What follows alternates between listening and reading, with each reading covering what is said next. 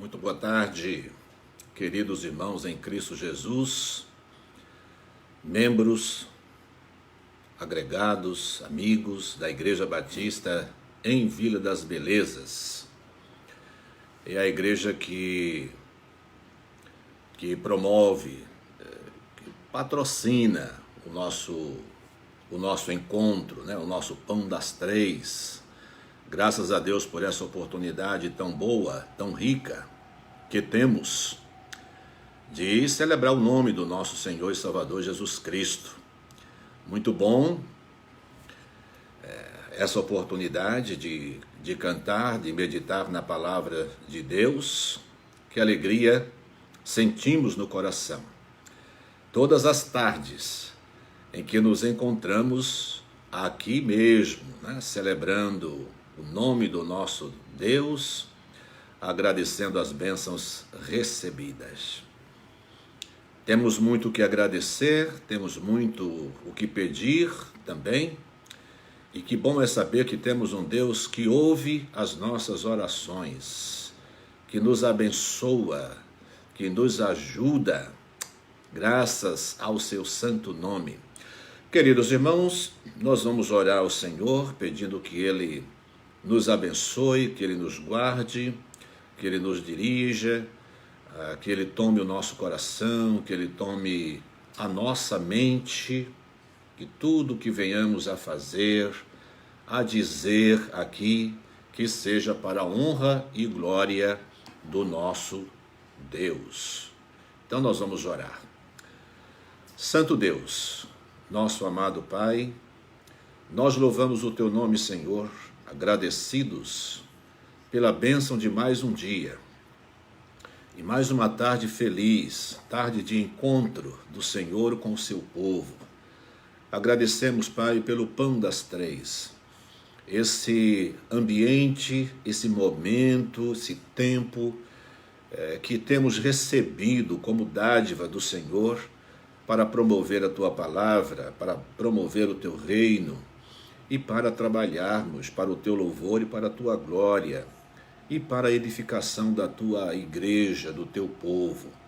Ó Deus bendito, nós nos entregamos em Tuas mãos e entregamos também este culto para a honra e glória do Teu santo nome, Senhor. Aceita o nosso louvor, abençoa cada um dos Teus servos que está chegando a este ambiente, para participar deste culto. Toma cada coração em Tuas mãos, ó Deus, e abençoa o coração e a mente com a bendita palavra do Senhor nesta tarde, para que cresçamos, para que nos fortaleçamos na Tua santa palavra, Senhor, e assim nos tornemos cada vez mais parecidos, semelhantes, próximos ao nosso Senhor e Salvador Jesus Cristo. Toma-nos em Tuas mãos, ó Deus, e abençoa tantos amigos e irmãos de longe, de outras igrejas, que participam conosco aqui. Que sobre cada um o Senhor derrame as suas mais ricas bênçãos e também sobre as suas famílias. É a oração que fazemos em nome de Jesus, o nosso Salvador. Amém. Meus queridos irmãos, estamos estudando sinais, maravilhas, milagres, e estamos estudando alguns sinais, alguns milagres em João. E esses milagres em João, no Evangelho de João, são conhecidos também como sinais, né? Milagres e sinais. Com cada um deles, e em cada um deles, João relatou e descreveu de tal forma, e para João, são sinais que Cristo está dando. Realiza milagres de cura, multiplicação de pães, pescaria farta, que é o caso de hoje, né? Hoje nós vamos estudar João capítulo 21, e aqui Jesus já ressuscitado, ele aparece na Galileia e vai ajudar os discípulos que passaram a noite inteira pescando e não pegaram nada, e ele vai abençoar os seus discípulos com uma boa pescaria. Assim eu lembrei de um cântico de vencedores por Cristo, que tem o título Pescador, né? É manhã, pescador, já se lança no mar. Faz tempo, né, que você não canta talvez esse hino. Então vamos cantar juntos. Vamos lembrar deste hino tão bonito e vamos adorar a Deus com ele.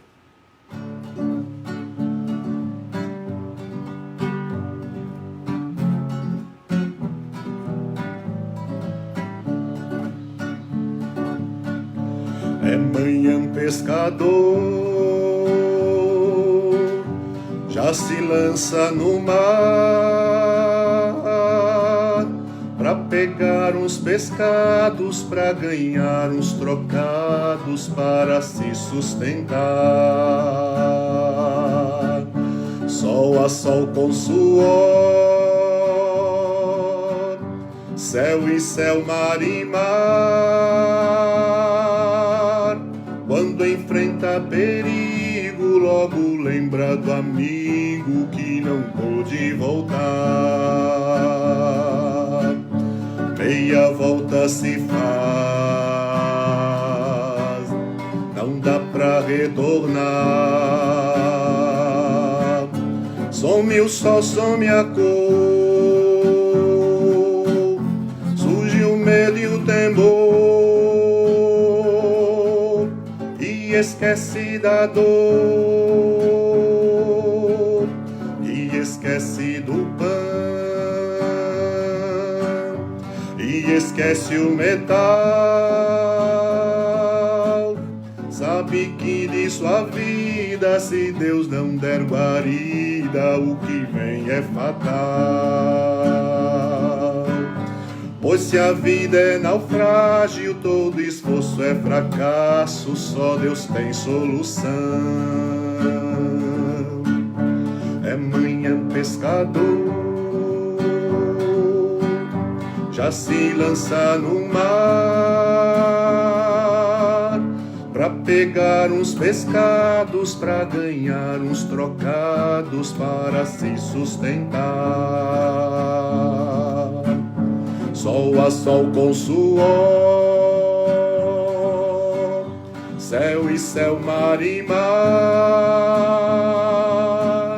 Quando enfrenta perigo, logo lembra do amigo que não pôde voltar.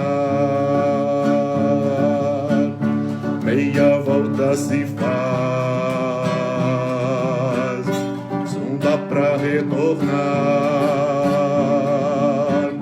Some o sol, some a cor, surge o medo e o temor, e esquece da dor, e esquece do pão, e esquece o metal. Sabe que de sua vida, se Deus não der guarida, o que vem é fatal. Pois se a vida é naufrágio, todo esforço é fracasso, só Deus tem solução.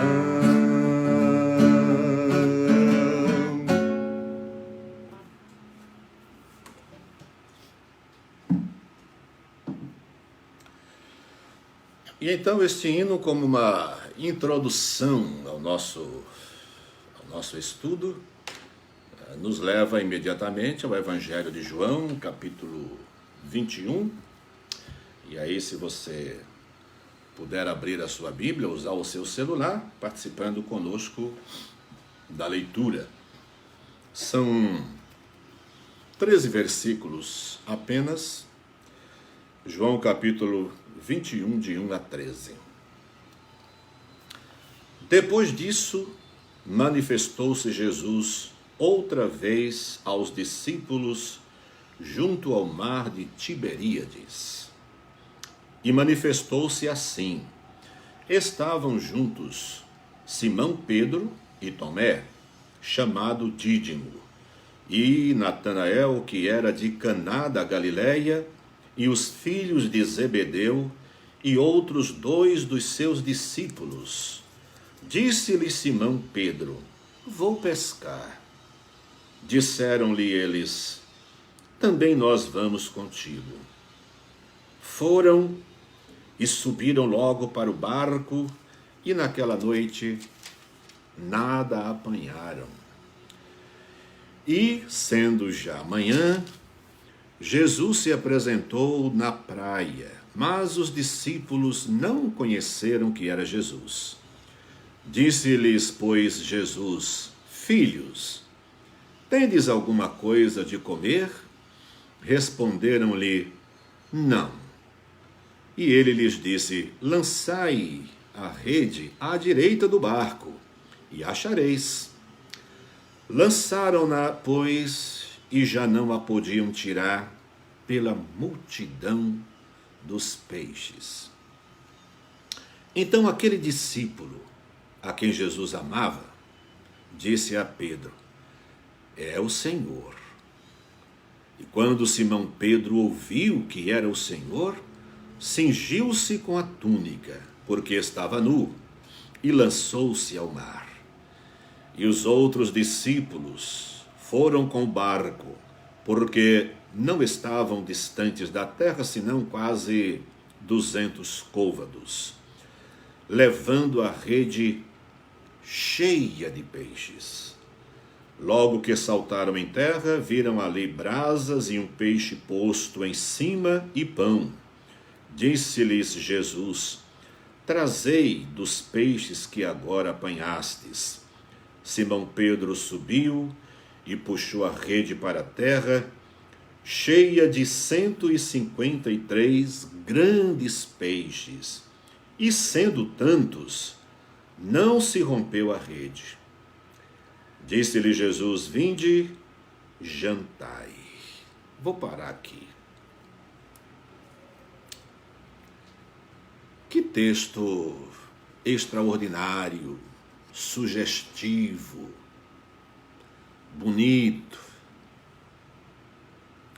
Mais um milagre de Jesus e mais alguns sinais que ele dá aos seus discípulos. Esses sinais são lições do que será a vida, como será o trabalho deles, como será ainda o relacionamento deles com Cristo Jesus. Esse texto está no último capítulo do Evangelho de João. Então, Jesus já havia sido crucificado, morto e ressuscitado, né? Esses assuntos todos aconteceram em Jerusalém. Agora, os discípulos voltam para a sua região, a região da Galileia, a maioria deles. E eles estão lá. E a partir daqui a gente começa a anotar e fazer algumas considerações. Vejam, eles estavam juntos. Aqui o verso 2 diz: Simão Pedro, Tomé, chamado Dídimo, Natanael, que era de Caná da Galileia, os filhos de Zebedeu e outros 2 dos seus discípulos. Eles devem ter conversado um pouco, tentado conversar bastante, mas não devem ter conseguido. Eles devem ter tentado, procurado alguma coisa para trazer sentido à sua vida e não encontraram. Assim, com esses sentimentos, a gente entende que é assim a vida sem a perspectiva de Cristo Jesus. É claro que os últimos acontecimentos, né, que marcaram com impacto muito forte a vida desses discípulos. Jesus já havia aparecido, né, 2 vezes, essa é a 3ª vez que ele aparece. Mas o fato é que Jesus já havia aparecido e depois desaparecido de novo.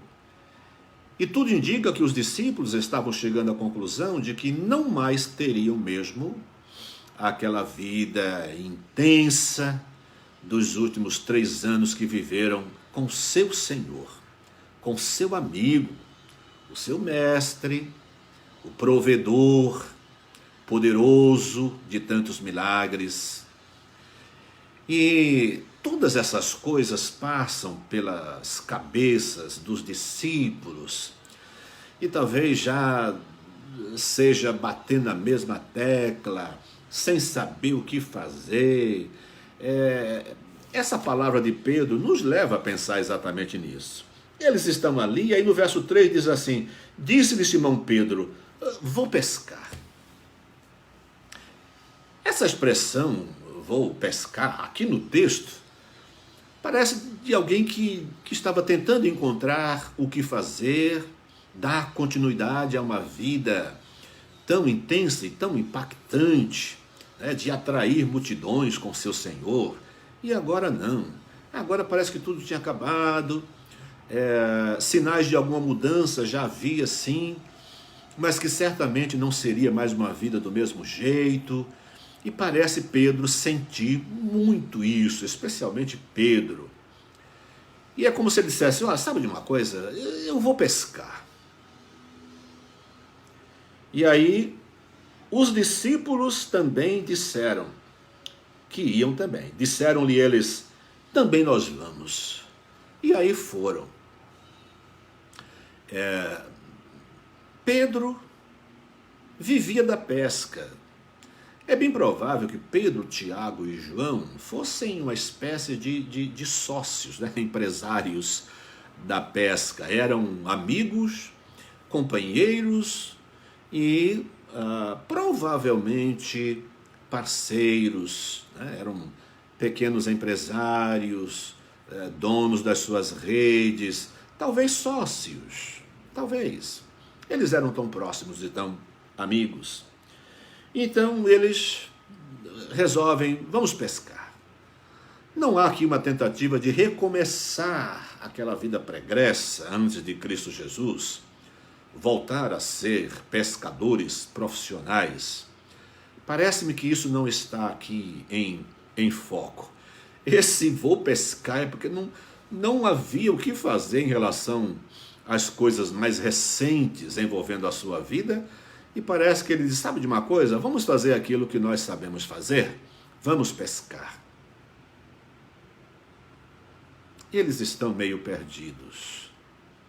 A vida naquele momento parece ser um tédio. Porque eles pensam, conversam, sugerem alguma coisa, imaginam algum acontecimento, mas nada. E eles vão pescar? Passam a noite pescando e, diz o verso 3, final do verso 3, foram e subiram logo para o barco e naquela noite nada apanharam.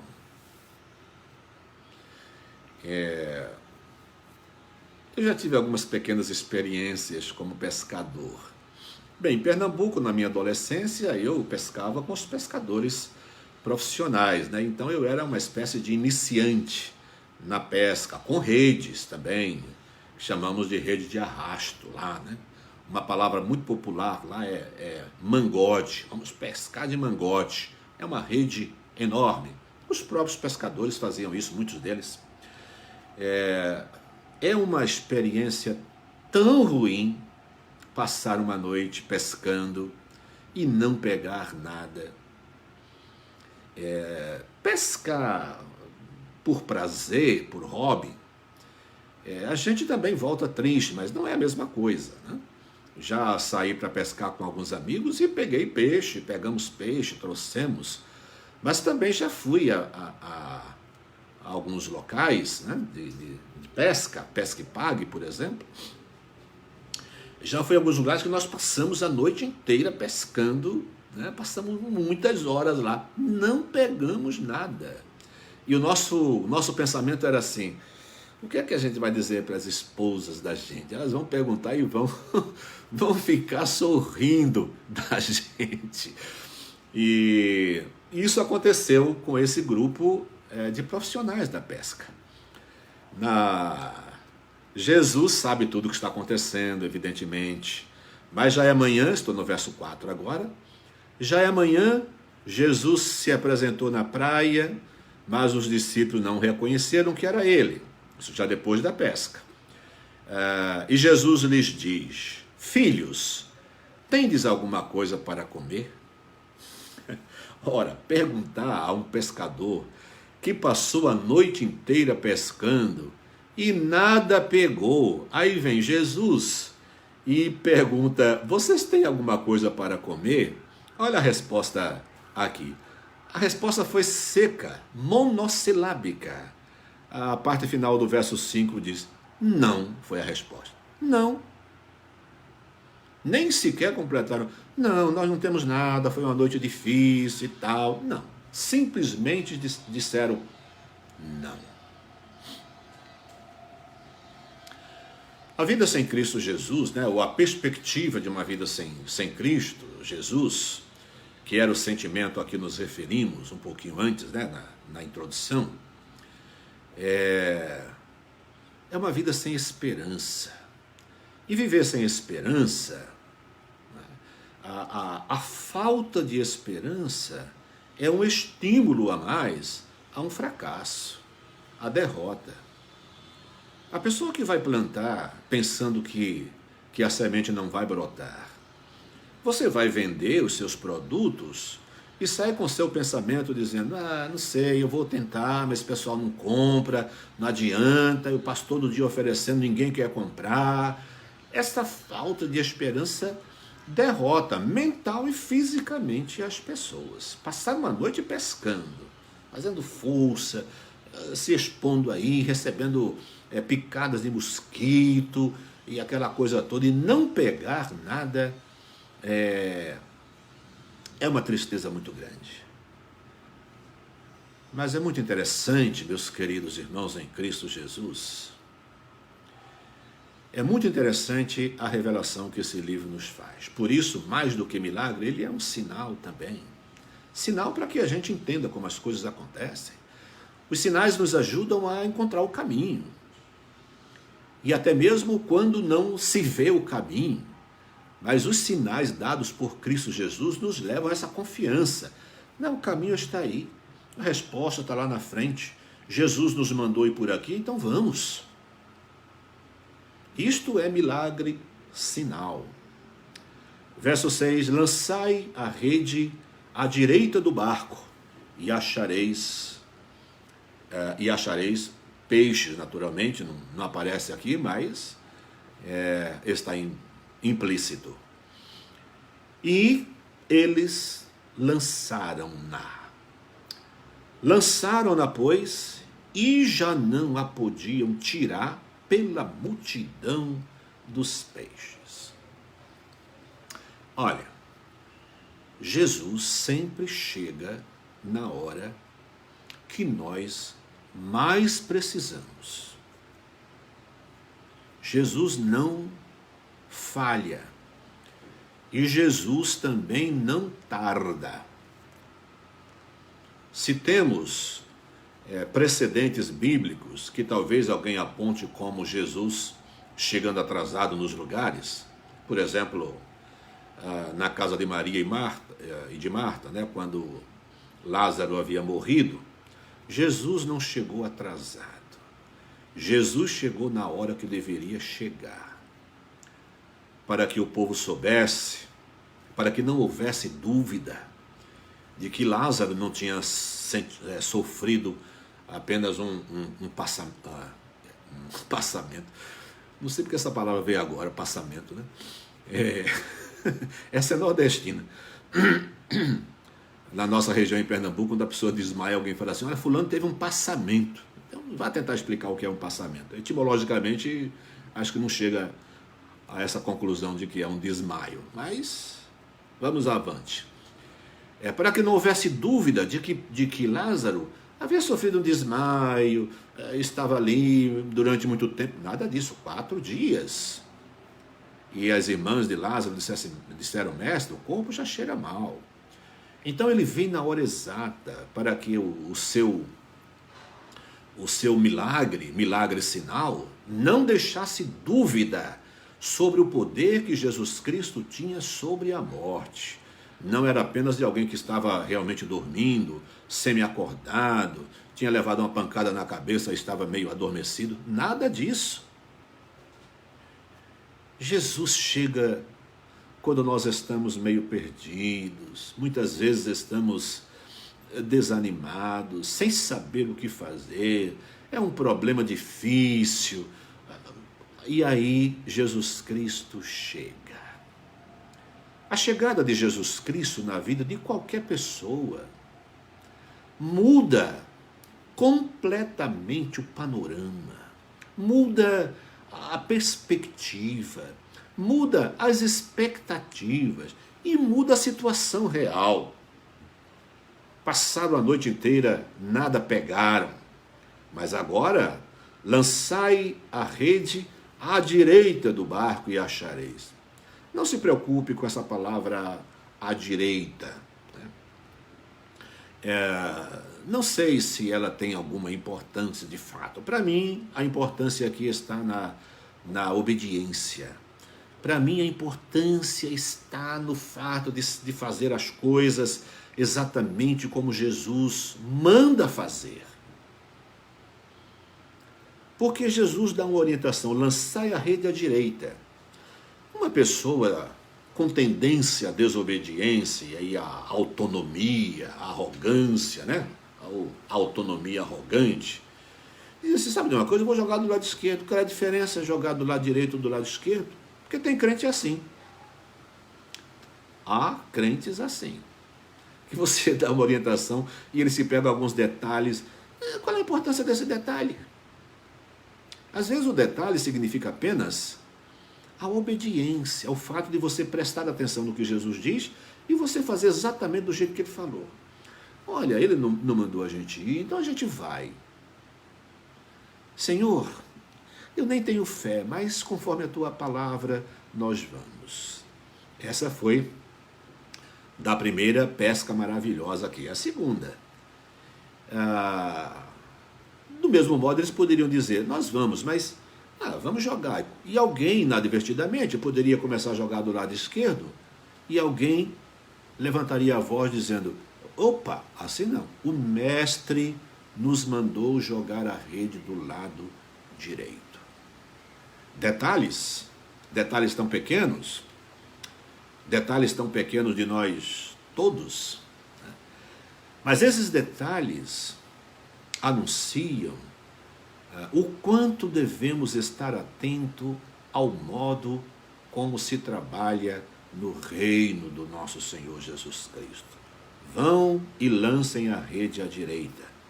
Foram e lançaram certamente à direita e já não podiam tirar pela multidão dos peixes. Essa multidão de peixe revela a colheita que se faz, que se tem, quando se realiza um trabalho seguindo todos os protocolos. O agricultor, ele não compra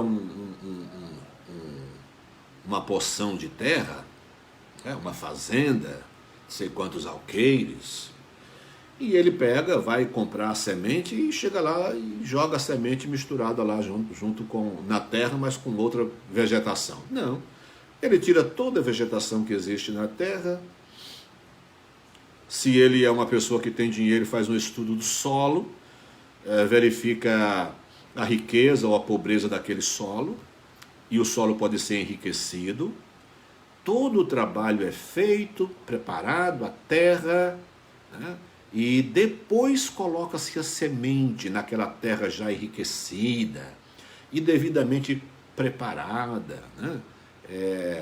Se com trilhas, se com covas, dependendo da agricultura, e aí se segue todo esse protocolo. Jesus Cristo nos ensinou como trabalhar no seu reino, né? Ide por todo mundo pregar o evangelho. E indo, não se preocupem com determinadas coisas, com o que vocês vão falar, não se preocupem com a comida, não levem muita roupa, né? E também saibam que em várias situações da vida, o Espírito Santo lhes dirá o que devem dizer. Quando se segue o protocolo de Jesus no trabalho no reino dele, a colheita é grande. Os pescadores ficaram admirados, né? Lançaram-na, pois, e já não a podiam tirar pela multidão dos peixes. João, aquele a quem Jesus amava, não teve dúvida. Estava todo mundo meio atônito, né? E ainda em função da ausência de Jesus, porque eles não tinham reconhecido que era Jesus. Então Jesus, na verdade, estava praticamente ausente, ainda. Mas aí João diz: Pedro, é o Senhor. E quando ele diz é o Senhor, Pedro, nosso querido apóstolo Pedro, nosso irmão Pedro, ele está nu, e aí ele se cinge, afinal de contas, é o seu Senhor que está ali. E ele se prepara devidamente para se encontrar com o seu Senhor.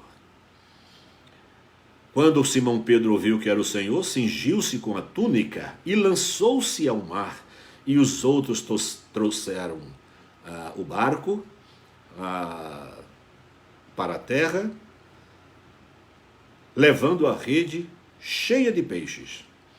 O verso 9 traz um detalhe, não é o verso 11, um detalhe que eu quero trazer aqui, porque o tempo já está indo. Simão Pedro subiu, porque Jesus então diz assim, né? Eles chegaram e encontraram Jesus, que tinha feito ali um fogo, uma brasa, e estava assando um peixe. E Jesus agora diz assim, tragam do peixe que vocês pegaram.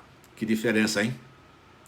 Que mudança de um trabalho quando o coração está vazio, sem a perspectiva de Cristo, e um trabalho depois de ouvida a voz e a orientação de Cristo Jesus e seguida rigidamente. Tragam dos peixes que vocês trouxeram. Então, aí sim o verso 11. Então, Pedro subiu e puxou a rede para a terra, cheia de 153 grandes peixes, e sendo tantos, não se rompeu a rede. Por que esse detalhe de que a rede não se rompeu? A gente pode imaginar, né, por associação, a gente pode imaginar ao trabalho de ensino da palavra, ao trabalho de evangelização, ao trabalho de discipulado, quando nós fazemos seguindo rigidamente o que Cristo mandou. A colheita é grande e elas não se perdem. Na verdade, nenhum peixe se perdeu. Não é maravilhoso nós imaginarmos que do nosso trabalho sério de pregação do Evangelho, as pessoas que de fato vão se converter, elas vão se converter. E pelo trabalho, pela ação da igreja, pela vida dentro da igreja, essas pessoas convertidas, frutos de um trabalho sério, bem feito, elas chegarão, a Bíblia fala da praia além mar, elas chegarão ao outro lado do Jordão.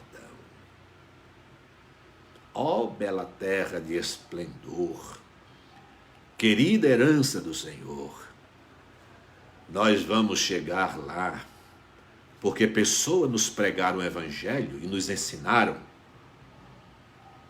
com muita responsabilidade, com doutrina, o meu pastor José da Silva foi rígido comigo e com todo mundo lá da igreja. Tive raiva dele algumas vezes, na minha adolescência, né?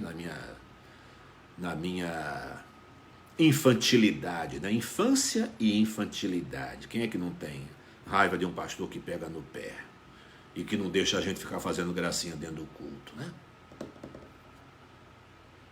Isso serve tanto para nós hoje, para nós e para nossos filhos, né? Às vezes o pai fica muito magoado, triste com a igreja. E Satanás trabalha tanto o seu coração que ele chega ao ponto de pensar em sair daquela igreja. Porque o pastor pegou no pé do seu filho, foi duro com o seu filho. Olha, eu já vivi isso muitas vezes. Eu já peguei pesado com pessoas. Eu já. Agora estou velho, estou medroso, estou cansado, já não quero mais brigar com ninguém, né? Fico com muita vontade, mas não brigo, só se a coisa acontecer muito pertinho de mim e ficar insistindo ali, aí o meu sangue não aguenta. Mas pais já ficaram com raiva, sisudo, cara feia para mim. Isso não tem problema, né? Ninguém consegue fazer uma cara mais feia do que a minha. Mas esse trabalho é muito ruim, porque você está trabalhando o seu filho contra a igreja. Seu filho está aprendendo a ser inimigo da igreja e inimigo de pastor. Apesar de serem semi-analfabetos,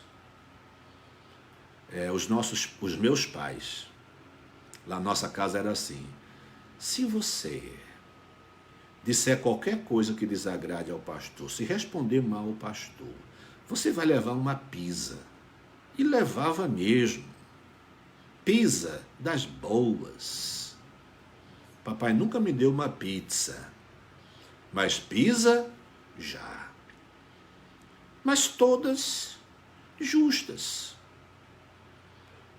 E então tudo isso faz com que a gente passe a infância, a juventude, a vida adulta e chegue até a velhice.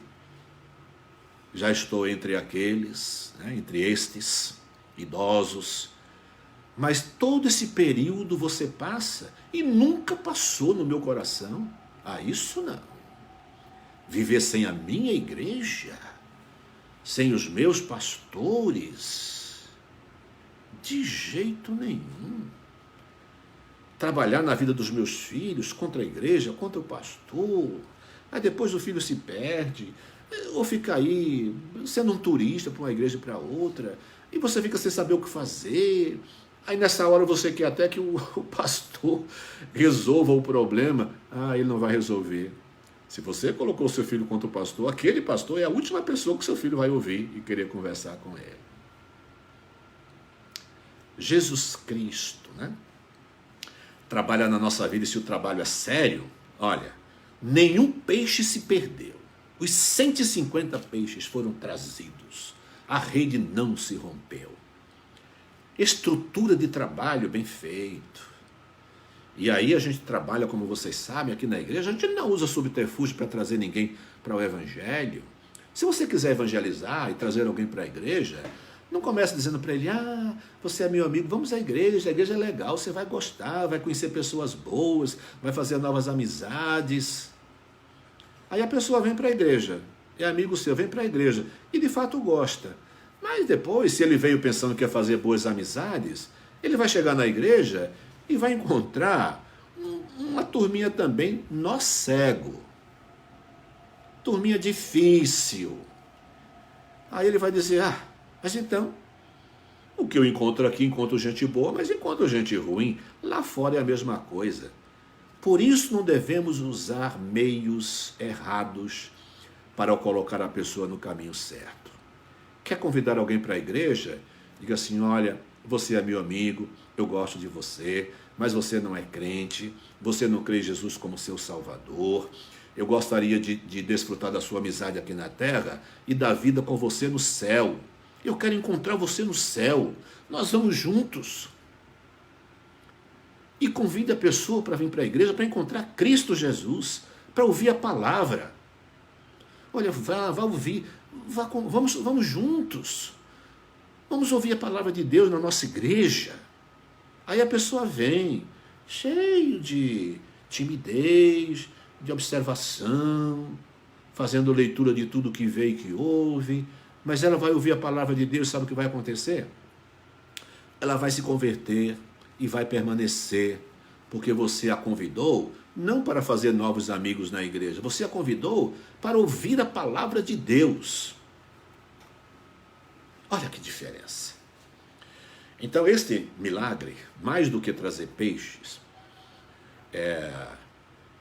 ele traz sinais de como deve ser o nosso trabalho se queremos conduzir pessoas a Cristo até o fim da vida delas. Até o fim da vida delas no Evangelho. Então a gente não coloca a pessoa dentro do Evangelho de qualquer jeito. É dizendo para ela quem é Cristo, o que é a palavra. E como a Bíblia deve ocupar espaço na nossa vida e no nosso coração. Muitos peixes, muitas vidas podem ser levadas a Cristo Jesus e permanecerem crentes a despeito das mais difíceis circunstâncias da vida. Deus nos abençoe, Deus nos guarde, Deus nos use para a sua glória e para a sua honra. É hora de sermos bons pescadores, né? Precisamos pescar bem. Bem, tem um hino que a gente tem cantado até aqui em casa. Eu e a Rosa temos cantado bastante esse hino aqui em nosso culto doméstico. É o hino do HCC 303, Maravilhoso Cristo. A nossa igreja conhece, espero que você conheça também e que você cante. Vamos cantar esse hino, depois a gente vai orar, né? Vamos ler os motivos de oração e vamos orar ao Senhor. 303 do HCC, Maravilhoso Cristo. Vamos lá?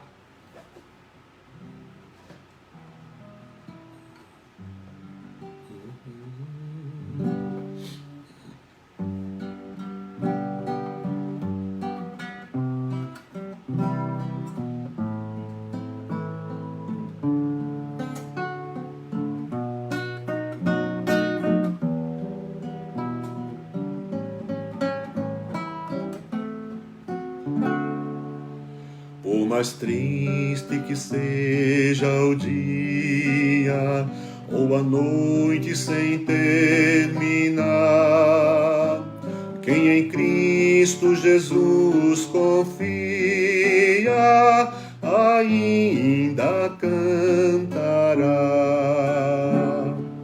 Maravilhoso Cristo, Ele ensina a minha alma a cantar, um canto de força, coragem e fé.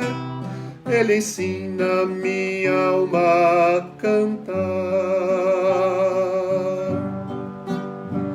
Quando a cruz é pesada e dura, quando é grande teu medo e dor, com seu braço Jesus te ajuda, com seu poder e amor.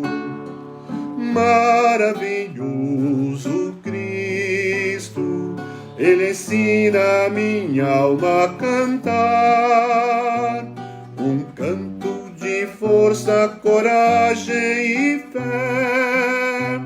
Ele ensina a minha alma a cantar. Nunca houve alguém tão culpado, infeliz sem ter paz e luz, que não fosse ao bom Deus levado por meio de Jesus. Maravilhoso Cristo, Ele ensina a minha alma a cantar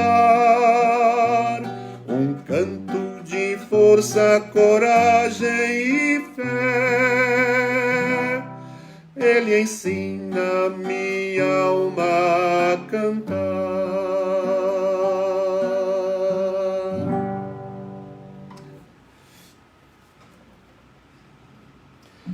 Maravilhoso Cristo, não?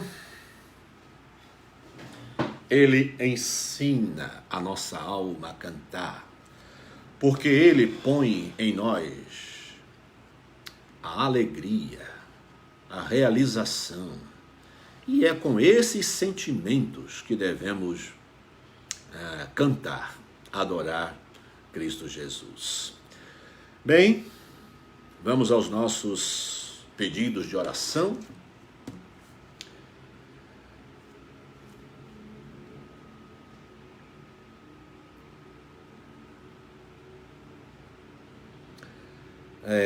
Estamos ainda com muita gente hospitalizada,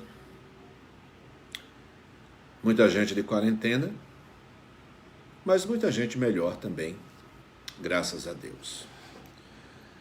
Temos pedidos que dizem respeito à nossa igreja e a outras pessoas também, amigos, parentes de pessoas da nossa igreja.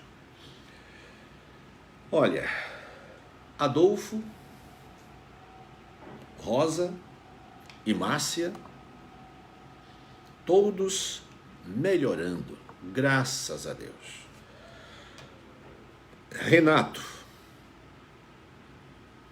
Ivanir, Pastor Balbino. Hoje eu não tenho notícia do Pastor Balbino, mas Pastor Balbino teve uma piora substancial. Então as nossas orações por ele. Pastor Balbino, intubado. Pastor Edevaldo, da Primeira Igreja Batista de Ribeirão Preto, também intubado.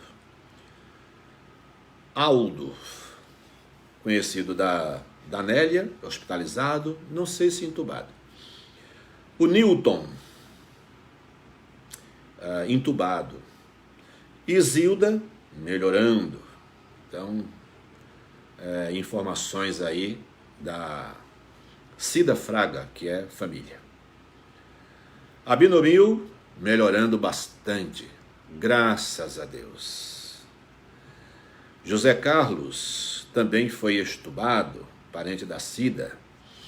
A mãe da Nelma e sogra do pastor Josias, pouco a pouco, melhorando também, se recuperando, graças a Deus. De quarentena, tem a família do irmão Abinomil, o pastor Márcio Sarraf de Almeida, nosso pastor, e Simone, sua esposa, continua em casa se tratando, graças a Deus. Acho que foi hoje mesmo que o pastor, foi ontem que o pastor Márcio colocou para a gente, informação aqui no nosso grupo de pastores, que tinha sido o melhor dia dele. Então as coisas já estão voltando à normalidade, né? Vencendo esta dificuldade. Vitória que Cristo Jesus nos dá. Francisco, pai da Isabelle, então ele que já está em casa, né? Já está em casa, graças a Deus. Então a gente continua orando por sua plena recuperação, mas a nossa oração pela família que está enlutada, né? Anderson, também bem melhor, irmão da Fabiana. João e família, da Maria de Lourdes, melhorando. Dona Dina, esposa do seu Aldo, também de quarentena. Então todos esses estão de quarentena. E há outros problemas gerais de saúde, né? Nós temos várias pessoas aqui. Agna, que está grávida e com pressão alta. O bebê nasce em maio. É nora da Juraci, Não sei se o Juraci está por aí hoje. Você viu a Juraci por aí hoje? Não viu, né? Max Algoze e Marli Miak. Pedidos que vêm da Nélia Vieira Romeiro, velha amiga, né? Então, velha amiga, viu, Nélia? Não sei se você está aí ouvindo. E ex-ovelha também, querida ovelha, graças a Deus. Ana Lúcia Moreira pede por ela e por sua família. Esse foi um pedido que apareceu ontem no Pão das Três com o pastor Júnior. Joyce com problema de pressão e Isabela, sua bebê que nasceu prematura. Esse pessoal é nosso sobrinho aqui por parte da Rosa.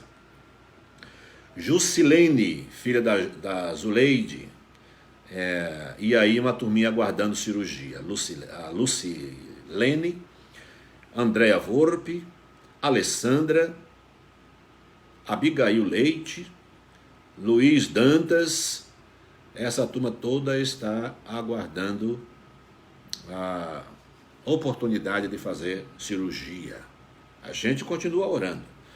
E a gente continua orando por Tata, Wilson, Irailda, Gabriel Santana, Samuel, esses dois com uma doença muito séria também, todas são sérias, evidentemente. Continuemos orando. Vera, filha da irmã Iracema, João Freitas, pai da Jane, Eti, irmã da Rosa, Marisa, irmã da Marlene, Severina, irmã do Azanias, teve melhora, já faz uns dias que nós recebemos essa notícia. Nosso querido irmão Joselito, o Arlindo, conhecido da Maria do Carmo, Senhor Arlinécio, irmão da Maria de Lourdes, Senhor José, pai da Maria das Neves, Fábio, irmão do Peter, Eusomar, pai da Júlia Rossil, Luzenaide, esposa do pastor Walter Lima, Tilson, primo da Cátia. Hoje o nosso irmão Romualdo pediu também oração aqui, mandou uma mensagem pedindo oração em favor do patrão dele e a esposa, que estão com Covid, né? Guerra e Márcia são seus nomes. Então aqui está Romualdo, vamos orar por eles também e dar graças a Deus pelos sinais de aceleração desta vacina, né? Em alguns lugares deve estar mais, em algumas cidades parece que está mais adiantado do que aqui, a questão de idade, né? Que já ouvi de pessoas com menos de 69 anos que já estão se vacinando. Bem, oremos pela aceleração da vacina, oremos pelos idosos, né? Graças a Deus eles estão se vacinando, mas muitos ainda não. Oremos, continuemos orando pelos profissionais da saúde, nosso país, nossas igrejas, as pessoas enlutadas e orar também.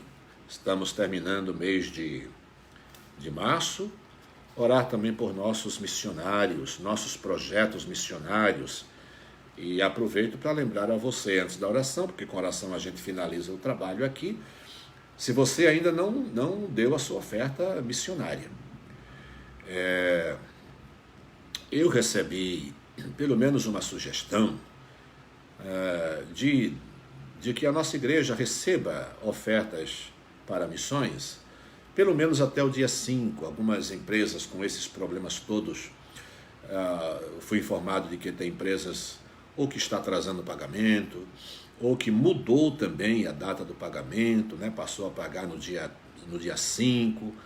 Então nós vamos fazer o seguinte, né? Até o dia 5, eu acho que é na outra semana, ainda dá para mandar a sua oferta para missões. Aqui na nossa igreja você já sabe, né? A conta bancária sempre aparece nos nossos cultos, e aí você pode mandar a sua oferta para a igreja, e lá também, nos dados bancários, tem também o e-mail da igreja, da tesouraria, para onde você deve enviar o comprovante. E enviando, diga que é uma oferta missionária para a gente não confundir com a entrega de dízimos, né?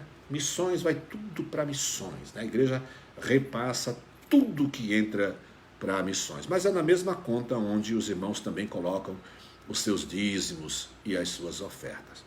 Então você é convidado, é desafiado a participar da obra missionária, né?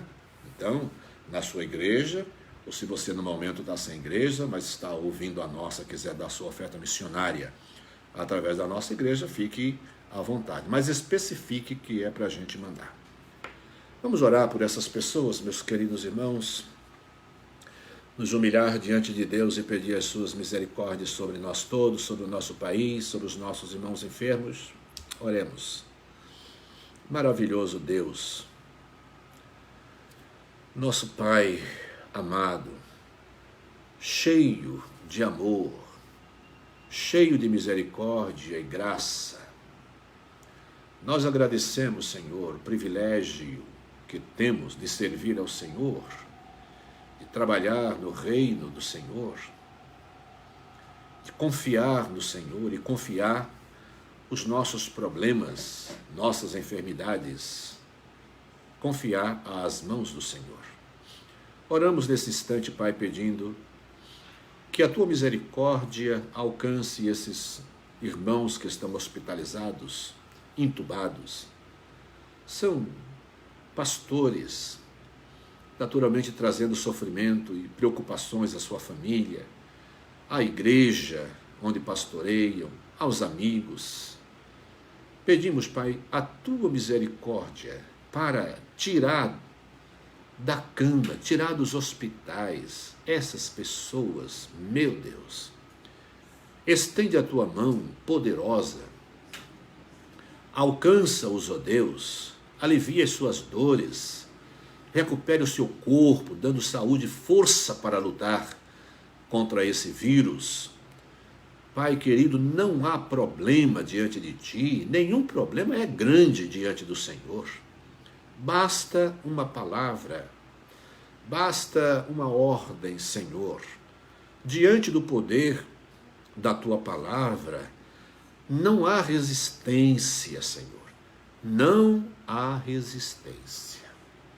Abençoa-os, portanto, anima-os, alegra-os, ó Deus, com a Tua presença e com a Tua cura. Alegria estendida às suas famílias e às suas igrejas.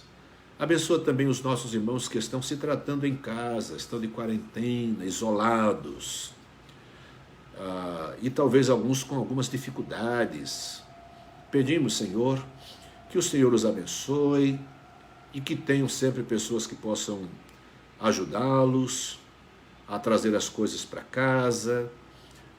Pedimos, Pai, que o Senhor ajude a família, para que a família ame o seu parente doente e ajude, apoie. Cura, Senhor, os Teus filhos. Oramos pelos demais irmãos com outras enfermidades, outras necessidades, pedindo que igualmente a Tua misericórdia os alcance. Alguns sofrendo, lutando contra doenças e limitações já há um bom tempo, Senhor. E quanto a essas pessoas, nós queremos Te louvar, porque são pessoas que estão sofrendo há tanto tempo, mas em momento algum a sua fé foi abalada, jamais as ouvi pronunciando qualquer descontentamento com o Senhor, nem sequer perguntando por que Deus me deixou nessa situação. São pessoas, Pai, que nos edificam pelo seu sofrimento silencioso, mas firme. Isso significa que o seu coração está confiante e alegre diante de Ti, Senhor. Que maravilha o Senhor faz na vida dos seus. Pedimos, Pai, que o Senhor abençoe o nosso país, abençoa, Pai, toda a programação de vacina, faça com que ela seja acelerada, de modo que mais pessoas diariamente sejam vacinadas. A cura é Tua, Pai, o poder é Teu. Então, nós confiamos no Senhor e que a bênção vem do Senhor. Toma-nos em tuas mãos, esses nomes todos que foram lidos aqui, Pai, nós os colocamos em tuas mãos. Abençoa também os nossos missionários, os projetos missionários, as igrejas, os irmãos envolvidos com a obra missionária, a oferta que cada um separou e já enviou, ou aquele que ainda vai enviar. Querido Deus, nós pedimos que as tuas bênçãos sejam sobre a vida de todos aqueles que oram, que fazem missões, que oram por missões e que cooperam com missões, sustentam o trabalho missionário. E os nossos pastores missionários, líderes em seus campos, com suas famílias, com suas casas. Pai querido, que essa pandemia, esse sofrimento no mundo inteiro, não tire o entusiasmo, a alegria dos nossos missionários, pastores e líderes de realizar o trabalho do Senhor. Dá-nos essa alegria sempre, ó Deus, em casa, na igreja, culto presencial, culto online, ambiente virtual.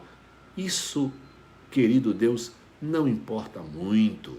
O Senhor Deus é conosco. Bendito seja o teu santo nome, em nome de Jesus. Amém. Queridos irmãos, o nosso Pão das Três encerra mais uma edição nesse instante, hoje, terça-feira. Amanhã teremos o nosso culto no canal do YouTube, às 20 horas, o nosso culto de quarta-feira. Amanhã é comigo. E na quinta-feira estaremos de volta aqui no Facebook, na página da Igreja Batista em Vila das Belezas, com mais uma edição do Pão das Três, com o pastor Júnior Martins. Deus abençoe a todos, um grande abraço, fiquem com Deus, sejam firmes, pacientes, leiam a Bíblia em casa com a família, cantem com a família, orem com a família, vivam com a família para a glória de Deus. Até amanhã, se Deus quiser.